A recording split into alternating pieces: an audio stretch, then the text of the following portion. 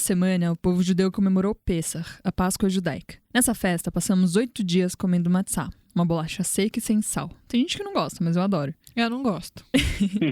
E tem aquelas proibiçõezinhas básicas para quem é religioso. Não pode comer 5 dos grãos que se tornam hametz, o que em resumo significa nada de breja ou pizza. Mas acima de tudo, Pessach é uma festa que celebra a liberdade. E falar de liberdade é falar de inclusão e de construir espaços possíveis para que a diversidade floresça em todas as suas formas de expressão. Aqui no podcast, a gente já falou o quanto a comunidade judaica é plural e ainda bem que é.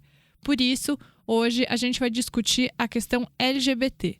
Esse é o podcast do IB, o Instituto Brasil-Israel, que pretende falar sobre as relações entre os dois países que parecem estar se fortalecendo, além de trazer para o nosso público questões importantes como essa. Se você ainda acha que não tem nada a ver com isso, bom, deveria ter. Eu sou Amanda Hatzira, professora e pesquisadora de temas relacionados à cultura judaica e sociedade israelense na USP. E eu sou Anita Efraim, jornalista judia e fanática por futebol.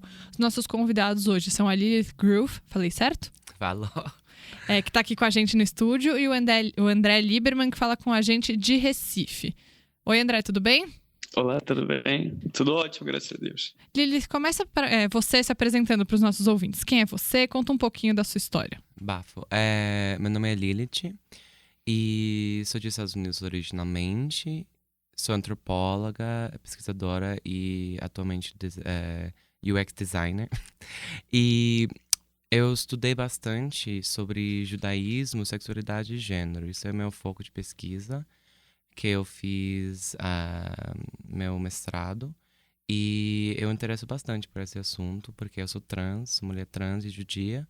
E eu acho interessante as manifestações de cada país que tem comunidade judaica e como lida com o povo igual a gente, LGBT. E você, André? Conta um pouco quem é você. Oi, tudo bem? Olá a todos e todas. Hag Sameach. Meu nome é André Lieberman, tenho 19 anos, brasileiro, estudante do curso de bacharelado de Direito da Universidade Católica de Pernambuco. Então, sou orgulhosamente LGBT e profundamente judeu. No Brasil, eu sou ativista pelos direitos humanos e democracia em diversos coletivos, incluindo os Judeus pela Democracia e o Observatório Judaico dos Direitos Humanos no Brasil. E eu sou membro do Congresso Internacional de Judeus LGBT, o Keshet Ga'avah. E é um prazer enorme estar aqui com vocês, enfim, quase, né, por ligação, mas tá suave. Ah, legal. A gente também tá muito feliz de receber vocês dois hoje aqui. Bom, a discussão sobre gênero e sexualidade é bastante complexa, mas resumindo e para começar, como vocês diferenciam as duas coisas? Você, Lilith, por exemplo, como você situa as questões? Sexualidade de gênero? Isso. Porque gênero é gênero, né? Sexualidade é quem você tá atraído. Gênero é como você se apresenta, como você faz performance, de como a gente entende, né? Porque vemos homem e mulher, né? E a pessoa confunde o sexo biológico com gênero, porque em judaísmo, por exemplo, tem vários exemplos de outros gêneros que são, fora dessa binaridade.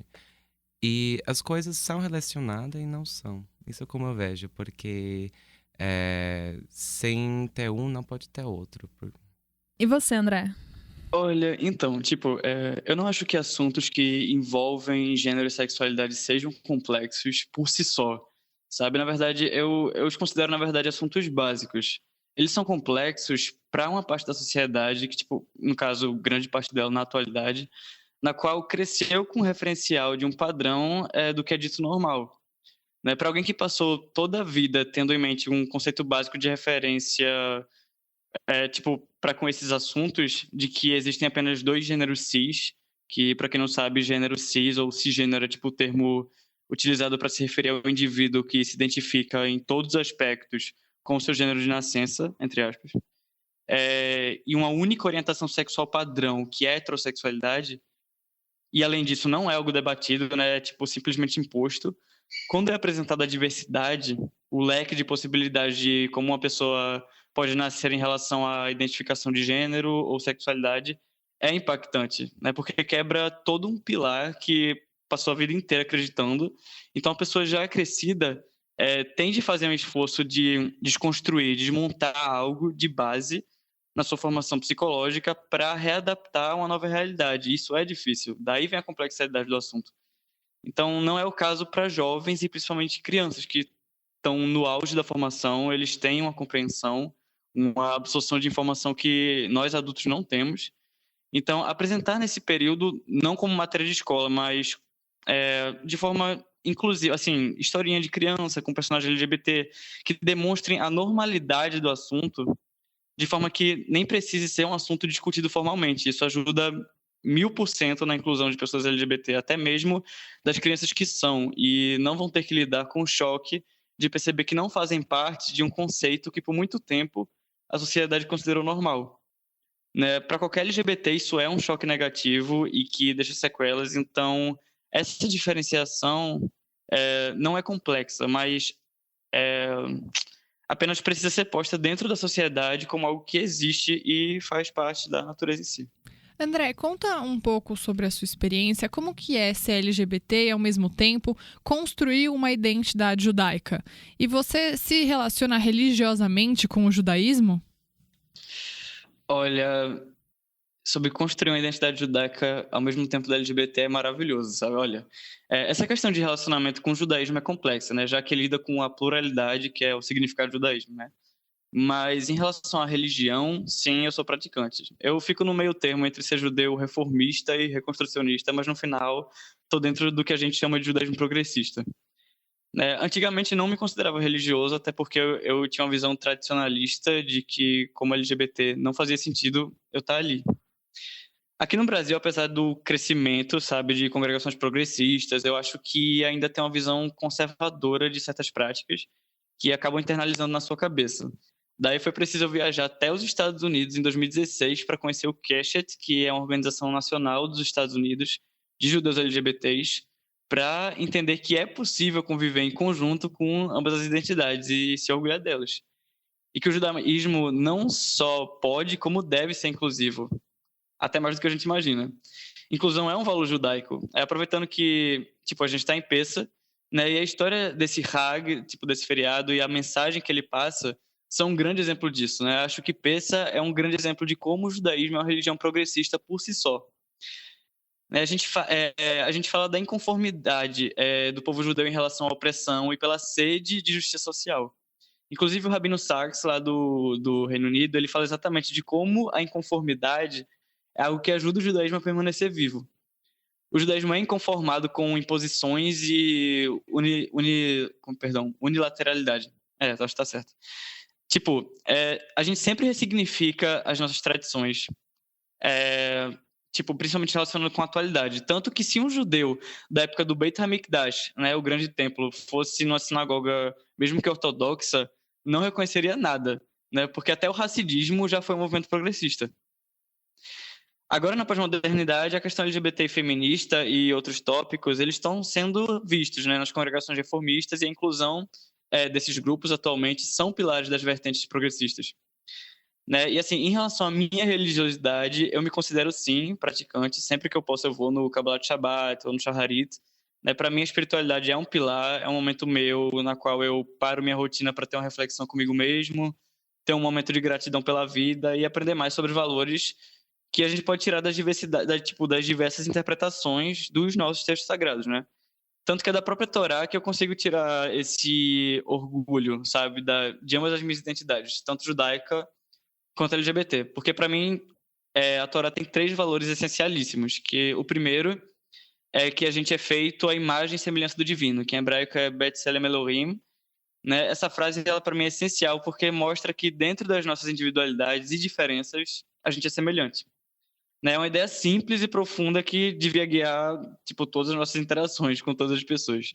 Né? Se a gente vê cada pessoa como criada à imagem de Deus, a gente pode ver humanidade e dignidade em todas as pessoas. Então, a verdadeira inclusão, para mim, é construída nesse fundamento.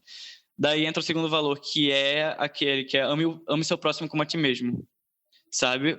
O Rabino Hillel, ele afirmou certa vez que esse é o valor fundamental da Torá. Né? Começa com amar a nós mesmos e, assim, a gente deve aceitar e amar nosso todo e criar a capacidade de estender esse amor e aceitação aos outros. Né? E o terceiro é chamado Hineni, Hineni é um termo que significa eis-me aqui, é um negócio assim, sabe? E foi dito por Abraão ao se apresentar a Deus. E assim, Hineni é um termo de autoafirmação, se dizer presente. É um termo que a gente usa para representar orgulho de nós mesmos, de mostrar ao mundo que a gente existe e que amamos quem a gente é. Hineni é amar a identidade. Hineni é amar a sua identidade. E é nesse pilar que eu mostro meu amor por minhas duas identidades, como LGBT, que nasci assim, a judaica, que dá de plus, me ensina e me oferece essa vontade de justiça, de equidade, que me faz querer ver outros judeus e judias como eu, tendo orgulho de quem são. Não só LGBT, mulher, deficiente, todos têm direito. E unir essas identidades, essas identidades e se encontrar no judaísmo. Aliás, acho melhor falar tipo no seu judaísmo, na sua forma de praticá-lo, porque o judaísmo ele é plural, né? Sempre vai haver um lugar para um judeu se sentir parte dessa grande família que é o judaísmo. E é basicamente isso minha relação com religiosidade. Muito legal, André, isso que você contou. Lilith, há quanto tempo você tá no Brasil mesmo? Eu tô aqui, esse é o 3º ano que eu tô aqui. Então você tem uma vivência, uma experiência aqui com a Sim. comunidade de São Paulo, o André com a comunidade em Recife. Vocês sentem que a comunidade judaica que tem aberto mais espaços para discutir a questão LGBT, Lilith, você... Aqui em São Paulo. Isso. Então, quando eu cheguei aqui para fazer minha pesquisa, tipo, eu conheci bastante judeus LGBT, né? Tipo, quando eu falo LGBT, é tipo, eu conheci fulana que é sapatão, eu conheço fulano que é gay, que é bicha. E sempre era uma pessoa que conheceu o outro. Mas em questão de esses assuntos ser levados nos espaços judaicos estabelecidos, era muito raro. Tinha uma sinagoga, Bnei Abraham, que tinha abrido em Higienópolis, que era uma sinagoga que era aberta para Bnei Nussim e pessoas LGBT, inclusive pessoas que fundava isso, era uma pessoa gay, pessoa Bnei Nussim e gay também. E eu acho que durante esses anos está ficando mais aberto. Eu fui convidado a falar num evento sobre identidade, né? Eu sou mulher trans, e falar na hebraica. Tinha um evento de Jovens Sem Fronteiras sobre homossexualidade, judaísmo. E tá abrindo, né? Tipo, eu acho que tem mais abertura nisso. Mas, no geral, é uma coisa devagar. Porque eu acho a comunidade judaica em São Paulo é fundada em alguns valores que não necessariamente é abrangente de fato para pessoas LGBT. Entendo. E como você sente isso, André? No caso, em relação aos espaços abertos da comunidade? Sim. Então, olha, eu acho que depende muito do país em que você tá, sabe? Assim, aqui no Brasil, aqui é uma comunidade mais tradicional, então, assim, ainda tá chegando certas coisas, assim, como eu disse antes, tipo, congregações progressistas que trazem um novo discurso, sabe? Estão chegando agora, assim, com essa ideia. Porque se você for para nos Estados Unidos mesmo, eles já têm, tipo, eles falam sobre bar mitzvah, porque, assim, o hebraico é uma língua que tem muito gênero, né? Assim, ele, ela, não tem aquela coisa intersexual. E aí, se fala sobre bar mitzvah de pessoas não binárias. E aqui no Brasil a gente está começando essa discussão e é importante. E o que eu fico feliz é que eu acho que eu vejo mais isso vindo de movimentos juvenis, sabia? Assim, de jovens, né? Eu acho que sempre vai... a população jovem que já é naturalmente revoltada, ainda junta com o fato de ser judeu, pronto. Então, são pessoas que procuram essa união, essa discussão da diversidade, da atualidade, sabe? Eu vejo muito... Assim, eu já dei palestra para a galera da Bonim Dró, eu tenho uma paixão enorme, a da Vaiandava, sabe, assim, são Tinuot, diversas outras, a Hazit, sabe, essas Tinuot têm esse discurso de inclusão e é uma coisa maravilhosa ver que vem da comunidade jovem, ou seja, do futuro da comunidade, sabe, das pessoas que vão liderar, e são pessoas que querem essa inclusão e isso é maravilhoso. Então, assim, tá começando aqui no Brasil, mas, assim, realmente devagar, mas é aquilo, né? Eu acho que dando um tempo e dando voz também para a juventude, eu acho que isso vai dar uma acelerada muito grande, assim espero, né? Eu penso sobre Estados Unidos nessa questão e como usamos ele bastante como um exemplo da comunidade judaica sendo aberto. Eu acho isso é uma questão por duas coisas, que é um pouco ecológico. Por exemplo, a comunidade judaica nos Estados Unidos é o maior no mundo. É tipo, a gente tem uma porcentagem de judeus enorme, que permite uma divergência de comunidade fixo, sabe?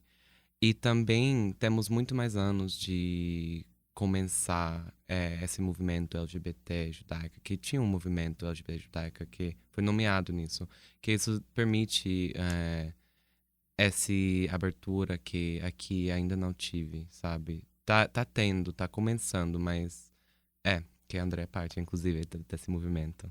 Então.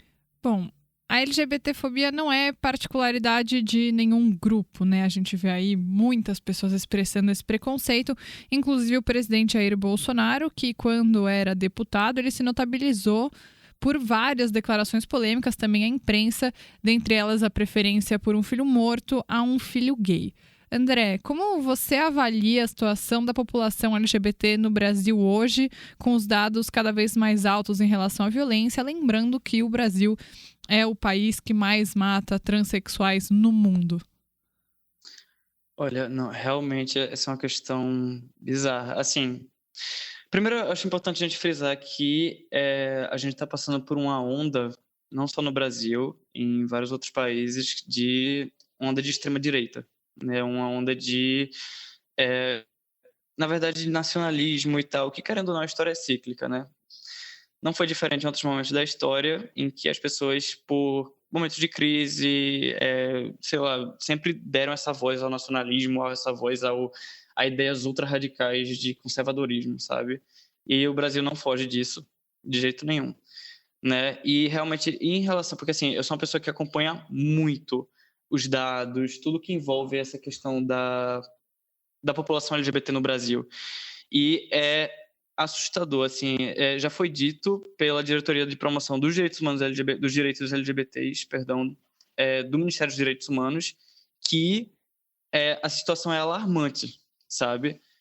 Porque há uns anos, nas pesquisas, diziam que a cada 28 horas um LGBT era morto no Brasil, agora são a cada 16 horas, sabe? Então, e principalmente nessa época das eleições, a gente pode ver como foi, assim, foi uma época em que as pessoas se sentiram libertas. Eu acho que a emoção do momento de praticar atos absurdos, sabe? Eu aqui na minha universidade eu sofri homofobia, sabe? No Facebook eu recebia mensagens tanto homofóbicas quanto antissemitas também, por ser um judeu porque eu respeito todos os posicionamentos políticos, mas o meu era o contrário e juntava essas duas identidades, judaica e LGBT, duas minorias que, enfim, para ser alvo de preconceito dessa galera realmente foi muito fácil. E olha, infelizmente eu não posso dizer que vejo melhora, mas assim, a gente está dependendo também dessa legalização da criminalização da LGBTfobia, né? Que assim eu espero que, assim, mesmo não sendo a forma que a gente estava realmente querendo que acontecesse essa criminalização, mas é uma forma da gente garantir alguma segurança, né? E enfim, eu espero que a gente consiga uma melhora. Tá um pouco difícil, mas a gente tem que trabalhar para melhorar. É basicamente isso. Lilith, o André falou um pouco da experiência dele na universidade, LGBTfobia que ele sofre. Você veio para cá para fazer o seu mestrado, para desenvolver sua pesquisa. Conta um pouco sobre sua experiência sendo uma mulher transgênero na academia, como você chegou na escolha do seu tema de pesquisa. Conta um pouco pra gente. E também a sua experiência dentro desse cenário e como você está sentindo o Brasil em relação a você, como o Brasil está se relacionando com você. Se você sente um ambiente hostil, se você se sente acolhida. Sim, total. Bom, eu vou começar um pouco da minha experiência na faculdade nos Estados Unidos, porque isso é onde eu cheguei no meu... Eu sou uma judia bem... Cresci assimilada, minha família é bem assimilada. Então, minha relação com o judaísmo, eu cheguei e só conheci judeus LGBT. Isso era meu judaísmo. Então, isso é como eu escolhi minha tema, que é estudar um pouco sobre como os outros países lidam com essa questão de as interseções entre sexualidade, gênero e judaísmo, porque eu acho uma ideia interessante. Então, ele também é muito relacionado a mim, também para aprender mais sobre o judaísmo. Com questão de como eu estava aqui, eu fiz minha transição aqui, dentro da academia. Eu era dentro da Unicamp, na antropologia social, dentro do estudos de gênero e sexualidade. Então, tipo, eu era um lugar ótimo. Uma bolha, né? Uma bolha, não, total, porque essa bolha... Mas isso tipo, eu moro em São Paulo, fiz na Campinas.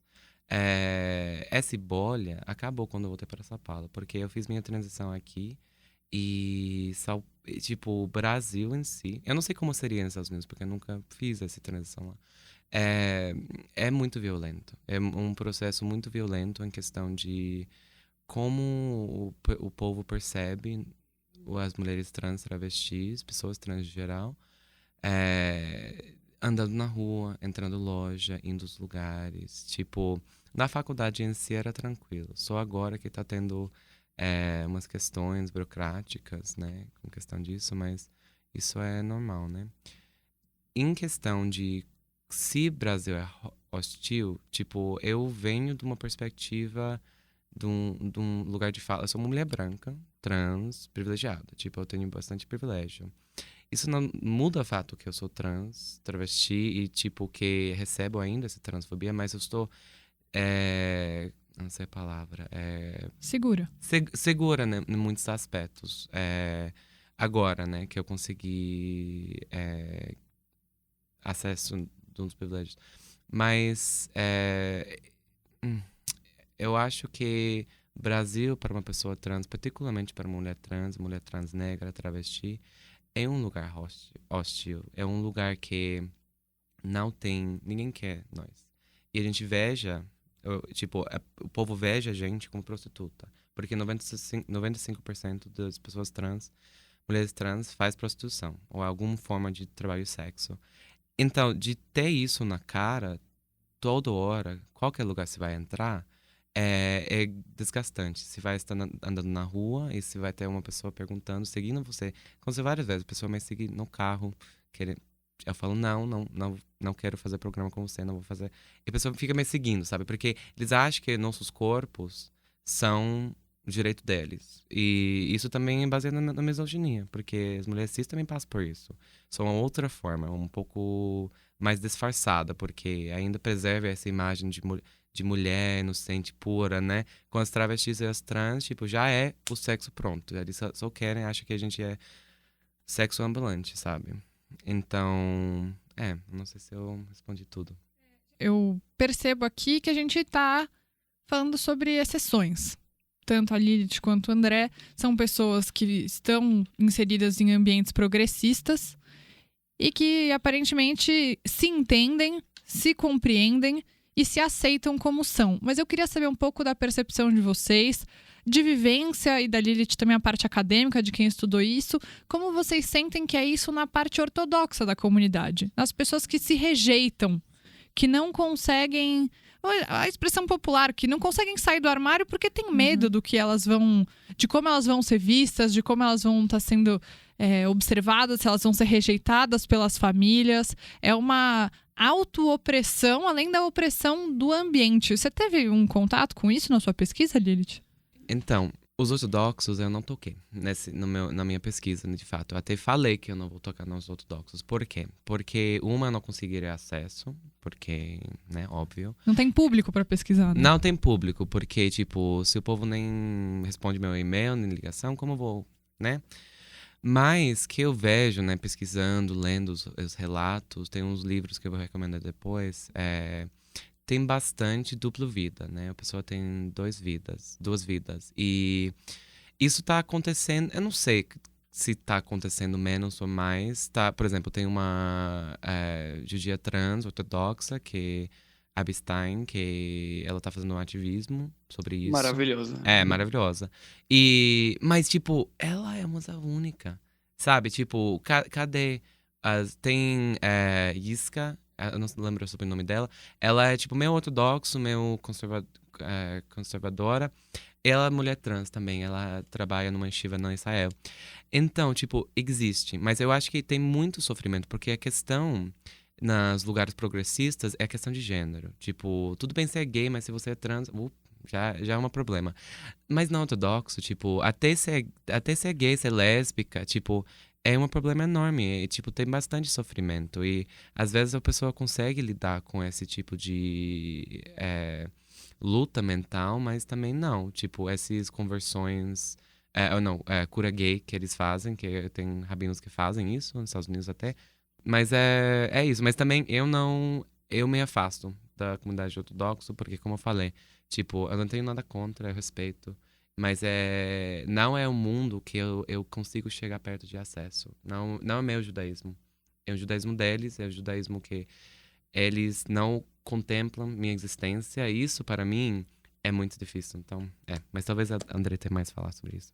André, como é que você percebe isso? Você tem contato com esse tipo de perfil de pessoas que talvez nunca vão conseguir se aceitar?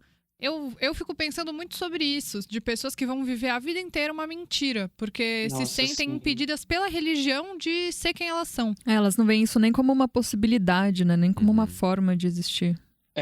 Olha, isso é uma coisa, assim, nossa, bizarra. Porque, assim, o Cash, quando eu entrei em contato com muitas pessoas, porque, assim, né, o grande problema na comunidade ortodoxa, principalmente em Nova York, no Brooklyn, naquela região ultra, que eles vivem num mundinho à parte, sabe? Assim, nem inglês eles falam, é só Yiddish, enfim, é muito complicado para essas pessoas. Existem organizações fora dessa comunidade que recebem ex-racídicos, né, para assim, acolhê-los, mostrar como é o mundo além daquela comunidade, porque eles não fazem ideia do que é um celular, uma coisa assim, eles não têm ideia de como interagir dentro da sociedade, sabe? E o pior é que eles são obrigados a isso, sabe? E isso é a pior coisa de tudo, porque eles são expulsos, basicamente, da comunidade, a não ser que eles decidam permanecer escondendo o que. Mas essa é a questão, porque não é um comportamento em si é o fato de que a pessoa sabe? A pessoa nasce dessa forma e você ter que esconder a sua natureza não é possível.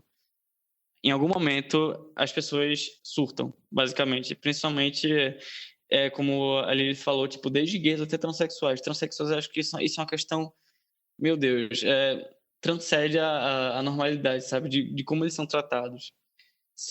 É muito comum você ver casos de suicídio, casos de assassinato que vêm da comunidade ortodoxa, que mandam fazer coisas com essas pessoas com uma forma de vingança. É uma coisa absurda, sabe? Tanto que na época em que eu estava começando a entrar em contato com certas pessoas que eram ex-racídicas, uma delas, mulher trans, eu não tive nem tempo, assim, a gente começou uma conversa num dia, no outro já não teve mais a conversa porque ela tinha suicidado, sabe? E foi assim, é uma coisa que para mim foi, assim, me marca muito isso, porque é triste você ver como uma religião que devia ser uma coisa, porque para mim é fácil falar como um judeu progressista, que vem de uma família que é totalmente ok com essa situação, mas a gente tem que entender a individualidade de cada pessoa, de onde ela vem.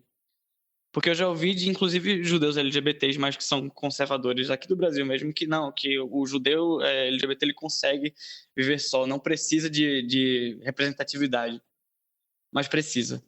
Porque nem todo mundo é igual. A gente tem que entender a individualidade de cada um, que cada um passa por situações que a gente não imagina e que a gente tem que trazer o máximo possível de inclusão para essa pessoa, de sentimento de que ela tem uma comunidade, ela tem a quem pedir ajuda, sabe? Então, realmente, em relação à comunidade ortodoxa, é um problema, mas sendo que, graças a Deus, até mesmo assim, dentro da ortodoxia moderna, está se resolvendo esse problema, sabe?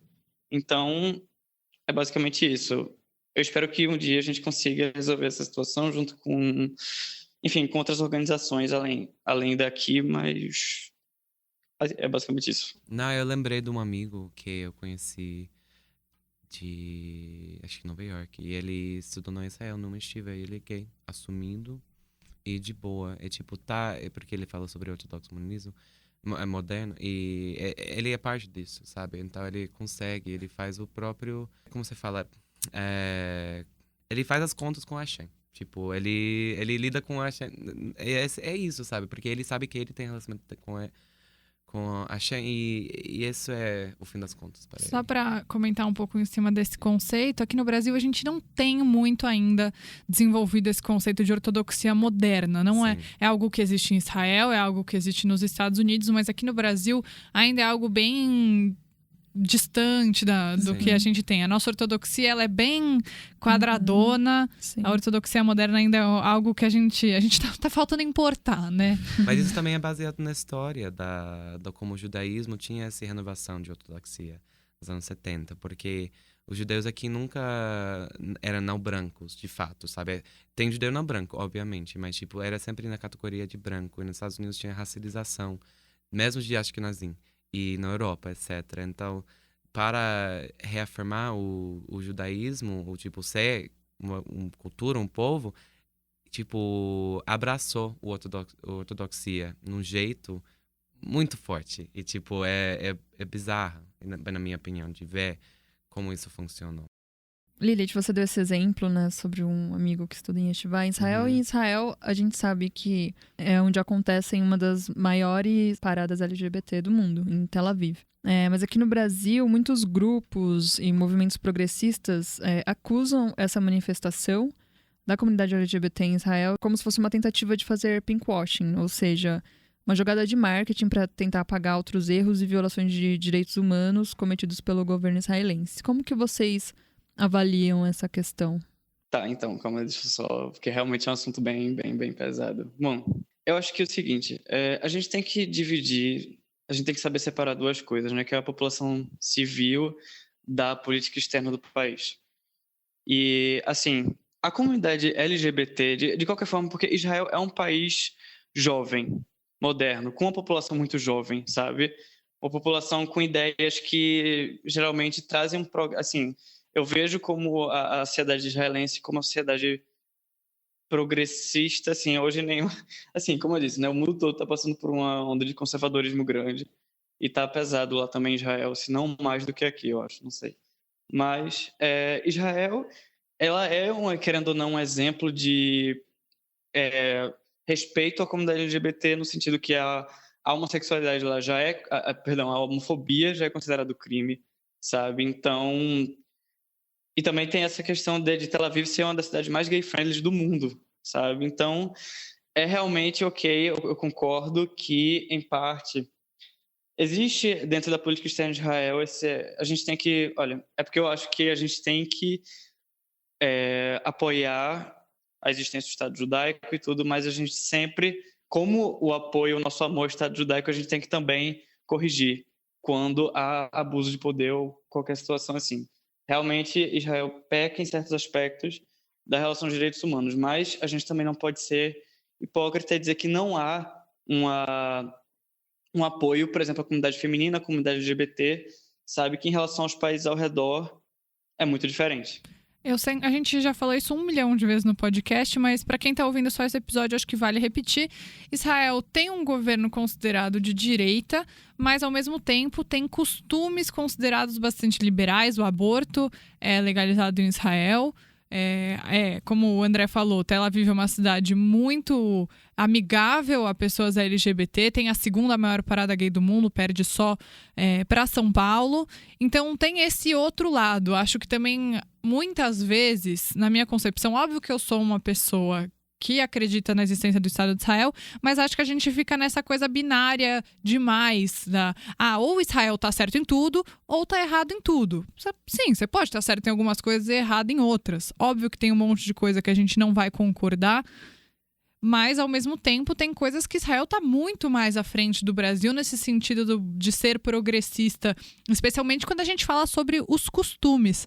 E sobre essa questão do pinkwashing, eu sei que eu não sou entrevistada, mas vou opinar também, eu fico me questionando um pouco de por que a gente não fala sobre isso no Brasil também. O Brasil mata muita gente. A gente... um mês, mais ou menos, teve a questão desse homem negro, um músico, trabalhador, que foi morto com 80 tiros, além do catador, que depois morreu em consequência desses tiros, não morreu na hora. O Estado assassino também. É óbvio que eu tenho duras críticas ao que Israel faz em relação à questão palestina, mas por que a parada LGBT daqui não é um marketing falso e a de Tel Aviv é? Eu não consigo entender bem essa diferenciação gigante que a gente faz. Aqui no Brasil, morre muito mais gente. Olha, eu não tô querendo passar pano para uma coisa ou para outra. Eu acho que a questão da Palestina é super complicada. Acho que Israel tem posturas totalmente erradas, especialmente na minha concepção, claro, especialmente os caminhos que o Bibi tá seguindo agora, né, que ele promete seguir. Mas também acho que tem essa questão binária me incomoda demais. De Israel tá certo em tudo, errado em tudo. Acho que nada no mundo é assim, né? É muito simplório esse tipo de ataque, na minha concepção. Com certeza, até porque, assim, se a gente for parar, por exemplo, fazer uma comparação com o Brasil, sabe? De qualquer forma, apesar de você pode até discordar do governo atual, você pode discordar, mas você não odeia o país em si, você não odeia a essência do Brasil. O Brasil tem um ódio do Brasil, tem um ódio desse país, vou sair porque o Brasil é isso, aquilo. A gente, como brasileiro, sabe que dentro do Brasil, mesmo com pessoas discordando, há uma oposição ativa e que a gente tenta fazer o máximo, porque a população não pode ser vinculada totalmente com a política externa ou com o que os nossos líderes políticos tomam de decisão, sabe? Por exemplo, essa questão da criminalização da LGBTfobia teve um andar muito positivo, assim espero que seja até o final, sabe? Mas dentro de um governo que é considerado conservador e anti-LGBT, sabe?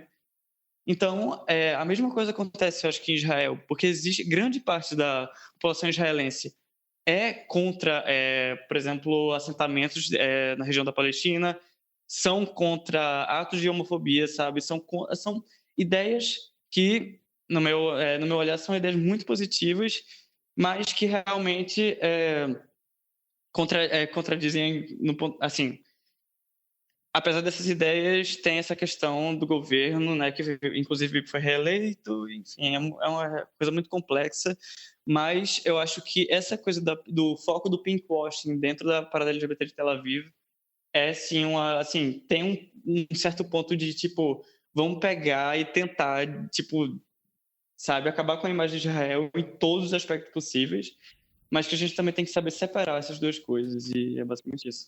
Sempre bom pontuar, né? O brasileiro não é Bolsonaro, o israelense não é o Bibi Netanyahu. Com certeza. E você, Lilith, tem algo a dizer sobre isso? Sim, eu acho duas coisas. Eu acho, como os judeus, tipo, focando na Israel como base do judaísmo, tipo, uma coisa que a gente faz muito. Tipo, como o foco de tudo, né? A gente baseia tudo no Israel. Mas isso é uma coisa que eu sou muito contra, né? Porque eu sou uma judia diaspórica, etc. Esse é um ponto. O outro ponto é sobre essa questão de pinkwashing. Eu acho que total é pinkwashing. Eu sou anti-zionista, mas, tipo, pinkwashing pode ser aplicado no Brasil também. Porque tem esse... Eu não acho uma coisa que é único para Israel. É só uma coisa que é popularizado, sabe? E é interessante porque, por exemplo, tinha no Parada Gay aqui um bloco de Tel Aviv, né? E tinha uma nota de repúdio da pessoa sobre isso. E a primeira vez que eu vi uma organização, tipo, um movimento organizado de judeus LGBT fazendo isso, tipo, fazendo uma letra contra. E era só sobre isso. Quando tocou no assunto Israel, os judeus mobilizaram. Eu acho isso problemático. Porque, tipo, somos muito mais. Temos muitas questões que, além de Israel, que, né, aqui no Brasil, que mais mata pessoas LGBT no mundo. E eu não acho que... O André falou alguma coisa que eu acho interessante. Eu tô meio focada nessa questão. Gay-friendly. Gay-friendly. Não é LGBT-friendly. Não é T-friendly, sabe? E voltando nisso, eu fui no Parada Gay Tel Aviv. E, tipo, não tinha pessoa trans. Tinha gay. Tinha homem gay padrão. Sabe? Obviamente que tinha exceções, porque a gente não vive nessa binaridade que você falou. Mas, tipo... Eu conheço pessoas trans do Israel. Não é friendly, sabe? E de estabelecer como o único lugar seguro para pessoa LGBT no Oriente Médio, eu acho que isso é uma situação complexa, porque se vai ver outros países que são lá e tem leis complexos e tem uma ido para o extremo-direito, que o André tinha falado várias vezes, né? A gente está indo para esse mais e mais direito, mas a gente veja, tipo, esses são países muçulmanos, e a gente não coloca no mesmo, por exemplo, de Bolsonaro, que, tipo, a gente está com esse país, com esse presidente, né? E comparando, a gente não compara igual, sabe? Mesmo que a gente tá seguindo um rumo similar nos Estados Unidos também, tipo, com Trump, nossa. Então, é basicamente isso. Eu acho é um pinkwashing. Eu acho que também não é, tipo, também não é preto e branco. É um pinkwashing, mas também é pessoas lá fazendo, vivendo, porque o povo israelense, eles moram, são um povo igual a gente. Mas, E uma outra coisa, sobre ser um país novo, por exemplo, o Brasil, Estados Unidos, que a gente tá focando nessas coisas, cometeram atrocidades, genocídio, 200 anos atrás. Tá acontecendo agora, mas de um jeito mais obrigada. Mais disfarçado. Agora que tá na cara com os palestinos. Então a gente pode criar essas comparações, mas também tá na cara. Então é muito... O povo veja isso acontecendo na hora, em vez de pessoa indígena que mataram aqui em milhão, sabe? É uma questão incrivelmente complexo e, enfim. Achei muito interessante isso que você falou. Eu nunca tinha parado para fazer essa comparação em relação... Sim, aqui no Brasil aconteceu também o genocídio dos índios exato. e só faz muito mais tempo. Sim, E acaba mas tá caindo... acontecendo também agora. Também, só que é isso, de uma forma velada, que é muito apoiada, né, pelas pessoas. Enfim, mas realmente é muito complexo, mas achei muito interessante esse aspecto que você trouxe para se pensar bastante. Eu acho, eu até vou pontuar uma coisa rapidinho nesse aspecto, que isso é engraçado, porque é triste ver muitas pessoas quando elas apoiam a ideia sionista de que, não, por exemplo, a terra de Israel tem os judeus, no caso, já foram daquela região, habitaram aquela região, tem aquela região como um direito, mas olha para o índio que é proprietário de verdade, tipo, a gente como que é descendente de imigrante, eles são daqui, a gente trata eles como pessoas invasoras assim que estão impedindo o progresso de alguma coisa. Aí fica nessa binaridade de achar quem sabe, tipo, um povo tem um direito ancestral daquela região, mas o outro não, por causa de certos interesses. Bom, gente, a gente queria agradecer muito a participação de vocês aqui no podcast. Muito importante trazer vozes para mostrar realmente que a comunidade é plural e nisso vocês contribuíram bastante. Muito obrigada, Lilith. Obrigado. Muito obrigada, André. Eu que agradeço. E sejam sempre bem-vindos.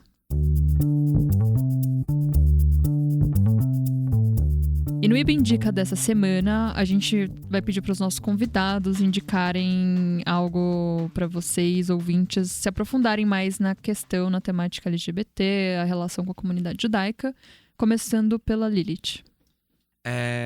Eu já vou pegar um livro incrível que eu gosto bastante, que é em inglês, infelizmente, mas é um livro bem interessante, chamado Queer Jews, de David Schneer e Keren Aviv. E sobre o que fala esse livro? Fala sobre as manifestações de judaísmo, LGBT e, por exemplo, tem um trecho aqui sobre um Pesach BDSM, um Pesach Nu, que é bem interessante, bem bacana.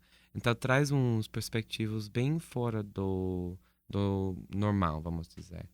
E fala sobre como as pessoas lidam com essas questões de ser judeu, ser pessoa LGBT.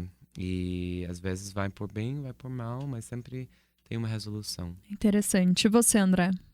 Então, eu tenho, no caso, 2 indicações. Primeiro, um livro em português, que é Duplamente Abençoado, sobre ser gay e judeu. Esse livro, ele na verdade é antigo, né? Assim, ele foi feito, acho que nos anos 80, alguma coisa, assim, início dos anos 90.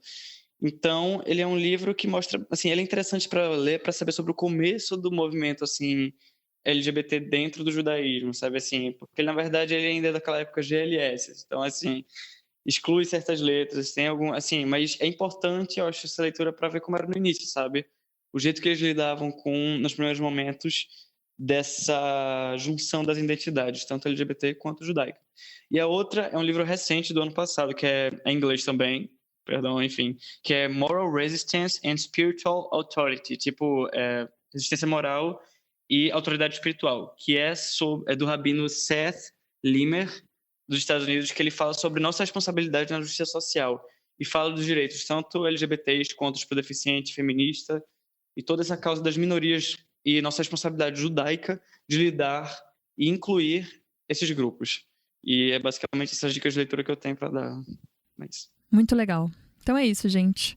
Continuem nos escutando, nos acompanhando pelas redes sociais e até a próxima.